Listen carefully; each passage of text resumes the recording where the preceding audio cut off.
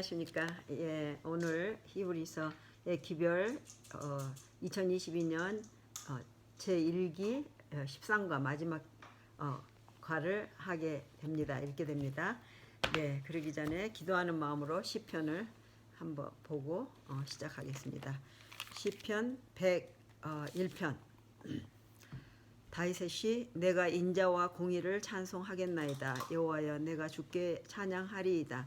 내가 완전한 길에 주의하오리니 주께서 언제나 내게 임하시겠나이까. 내가 완전한 마음으로 내 집안에서 행하리이다. 나는 비루한 것을 내 눈앞에 두지 아니할 것이요 배도자들의 행위를 미워하니 이것이 내게 붙잡지 아니하리이다. 4절. 사특한 마음이 내게서 떠날 것이니 악한 일을 내가 알지 아니하리로다. 5절. 그 이웃을 극히 허는 자를 내가 멸할 것이요 눈이 높고 마음이 교만한 자를 내가 용납치 아니하리로다.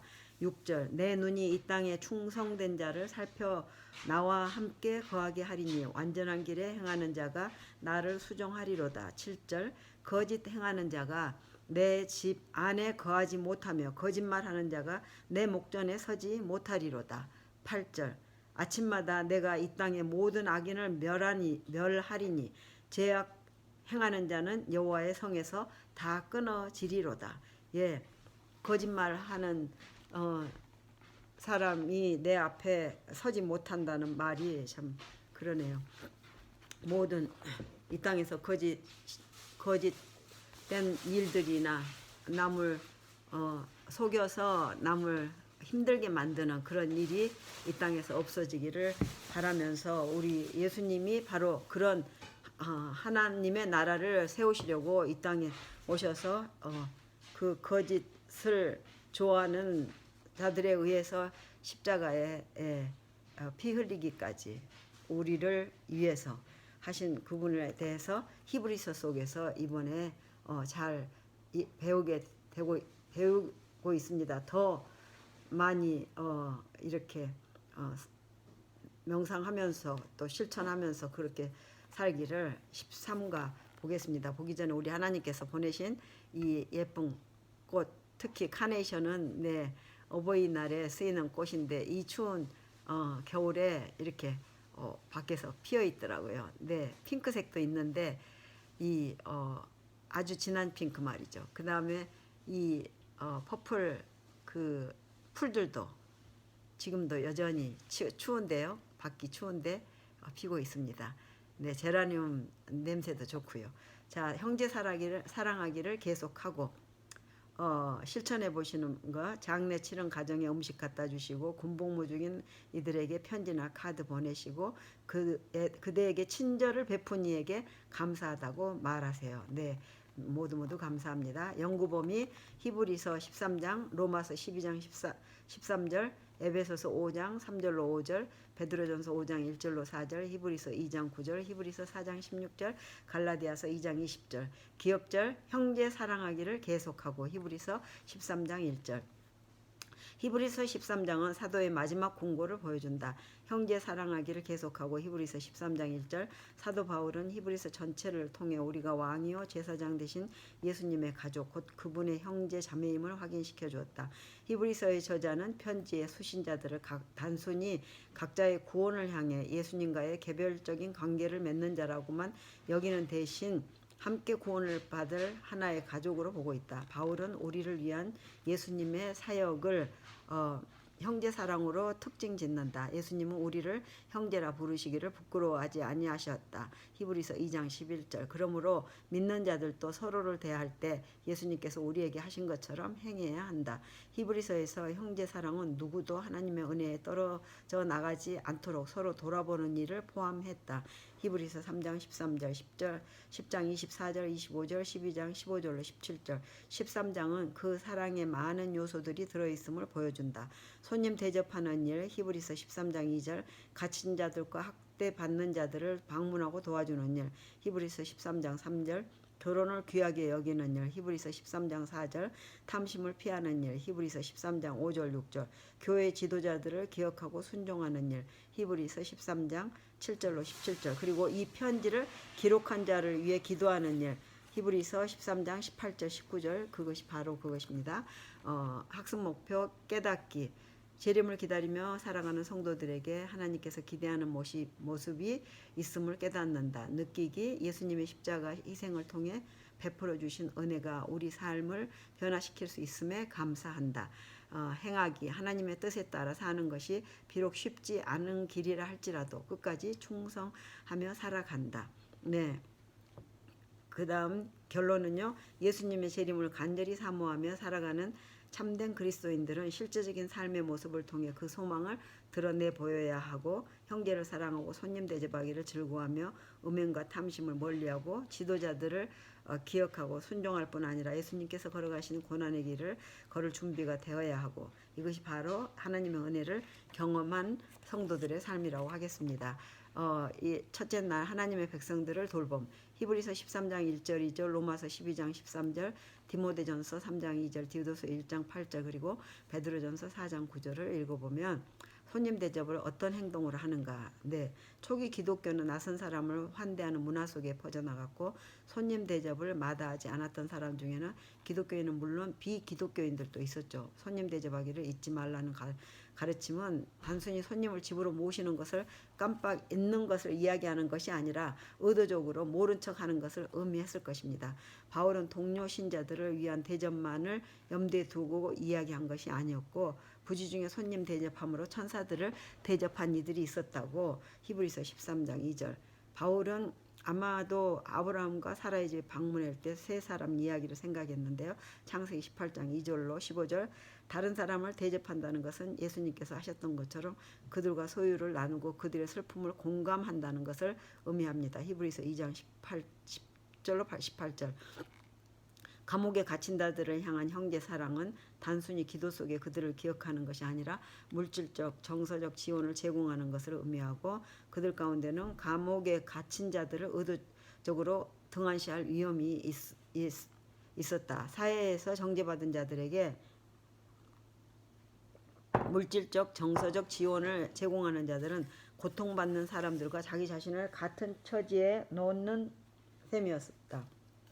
어떤 면에서 그들은 갇힌 자들과 사귀는 자가 핍박에 노출되는 상황을 무릅쓴 것이다. 히브리서 10장 32절로 34절. 바울의 권면은 독자들에게 갇힌 자들에 대한 관심을 촉구하는 이미지와 언어를 사용한다. 첫째, 저자는 과거의 독자들이 갇혀있던 형제들을 돌보아 주었던 일을 상기시킨다. 그들은 비방과 환난으로 사람에게 구경거리가 된 사람들과 사귀는 자 되었나니. 히브리서 10장 33절. 둘째, 학대라는 단어의 사용은 잠시 제약의 낙을 누리는 것보다 하나님의 백성과 함께 고난받기를 선택했던 모세의 경험을 떠올리게 해준다. 히브리서 11장 25절. 예. 마지막으로 바울은 형제사랑의 이상적인 모습을 나타내는데 독자들에게 또한 몸을 가졌음을 상기시키고 그들 또한 똑같은 몸을 히브리서 13장 3절 그들도 같은 인간 상태를 가지고 있으므로 마치 자기 자신이 갇힌 바 되었을 때 다른 사람에게 어떤 기대를 하게 될지 헤아리는 마음으로 감옥에 갇힌 자들을 돌보아주어야 했다. 하나님의 백성들은 갇힌 자들에게 물질적 정서적 지원을 제공하므로 그들이 버림받지 않았음을 보여줘야 했다. 묵상 마태복음 7장 12절을 보면 성경이 제시하는 이상적인 형제사랑의 모습이 있고요. 적용을 하면 교인이든 아니든 감옥에 갇힌 자를 포함해 사회에서 소외된 사람들을 위해 우리가 할 수 있는 일이 무엇인지 교훈. 하나님의 백성들은 사회에서 소외된 자들을 기억하고 물질적 정서적 지원을 제공함으로 참된 사랑의 모습을 보여줘야 한다. 영감의 교훈. 손님 대접은 의무이자 축복이다. 성경은 손님 대접하는 정신을 실천하도록 많이 강조하고 그 정신의 발휘를 하나의 의무로 명령할 뿐 아니라 미덕의 실천에 대한 많은 아름다운 장면들과 거기서 연유되는 축복들을 알려줍니다. 그것들 중 가장 첫째가 하는 것이 아브라함의 경험이죠. 증언보감 2권 568페이지 기도하겠습니다. 그리스도인이라는 이름을 가지고 살아가지만 너무나 이기적으로 살아가는 제 모습을 자주 발견하게 됩니다. 제 주변에 맡겨주신 귀한 영혼들에게 실질적인 방법으로 예수님의 사랑을 나누게 하옵소서. 둘째 날 탐심과 음행. 히브리서 13장 4절 5절, 누가복음 16장 10절로 18절, 고린도전서 5장 1절, 에베소서 5장 3절로 5절, 골로새서 3장 5절을 읽어보면 어떤 두 가지 악이 성경절에 나타나나 바울은 음행과 탐심을 조심하라고 경고했어요. 결혼을 귀하게 여기라는 바울의 가르침은 결혼관계를 약화시키는 모든 것을 피하라는 의미가 담겨 있어요.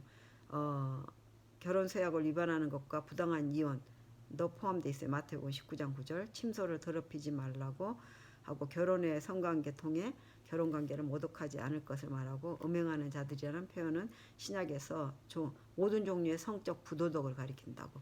고린도전서 5장 9절로 11절, 6장 9절 10절, 에베소 5장 5절, 디모데전서 1장 9절 10절, 계시록 21장 8절, 22장 15절. 그리스 로마 시대의 성도덕은 매우 느슨했고 특히 남성들은 공개되지 않는 한 아무 거리낌 없이 행동할 수 있다는 이중적인 도덕관념을 갖고 있었어요. 바울은 하나님께서 간음하는 자들을 심판하실 거라고 경고하고 믿는 자들은 사회 간섭이 자신의 도덕적 기준이 되지 않도록 해야 됐어요. 돈을 사랑하는 것, 그리스 로마 세계에 존재됐던 악습 중 하나였는데 돈을 사랑하는 것이 모든 악의 원인이라고. 디모데전서 6장 10절. 이와 같은 악습을 피하는 방법은 바울이 격려했던 태도를 갖는 것인데 몇몇 서신에서 첫째, 그들은 이미 가지고 있는 것에 만족하고 고린도후서 9장 8절, 빌립보서 4장 11절 12절 뿐만 아니라 그리스도인들은 하나님께서 그들을 결코 버리지 아니하시고 떠나지 아니하실 것을 믿고 받아들여야 된다고. 히브리서 13장 5절.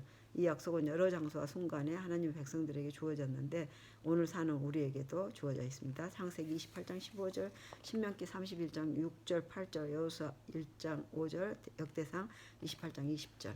믿는 자들은 하나님의 약속을 시편 118편 6절의 말씀처럼 응답하도록 청함을 받고 여호와는 내 편이시라 내가 두려워하지 아니하리니 사람이 내게 어찌할까. 시편 118편에서 불신자들에 의해 가해지는 고난 가운데서도 하나님을 향한 자신의 변치 않는 신뢰를 표현했죠. 우리에게 적합한 기별이고 현대 사회가 성적 순결을 약화시키고 사람들에게 돈에 대한 사랑을 부추기는 사용하는 방법이 뭐가 있는지, 우리 자신을 어떻게 보호할지, 음행과 탐심을 멀리하기 위해 그대 삶 속에서 버려야 할 습관이 무엇인지. 교훈은 음행 탐심은 하나님의 백성을 넘어뜨리기 위해 원수가 사용하는 매우 심한 공격이기 때문에 조심해야 되겠죠. 영감의 교훈, 교회 안에 능력이 없는 이유는 교회 안에 이토록 능력 없고 교사들이 이토록 힘이 없는 이유가 무엇인지 질문을 받고 있는데 사람들이 주님과 동행하지 않으며 동료들을 예수께로 분리시키고 있기 때문입니다. 그 결과로 이기심, 탐심, 자만심, 분쟁, 다툼, 무정한 마음, 음란, 악습이 교회 안에 드러내 있는 것을 우리가 볼 수 있죠. 목사와 복음 사역자에게 보내는 증언 162페이지. 기도하겠습니다.